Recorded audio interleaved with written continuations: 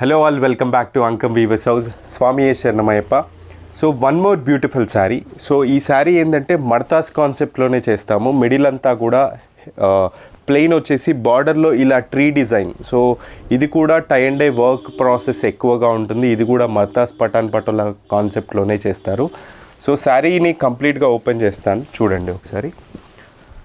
So పళ్ళు వచ్చేసి ఇలా యూనిక్ మడతాసు పళ్ళు వస్తుంది. సో చాలా ఎలిగెంట్గా ఉంటుంది పళ్ళు. అండ్ బ్లౌజ్ వచ్చేసి డిజైనర్ బ్లౌజ్ అండి.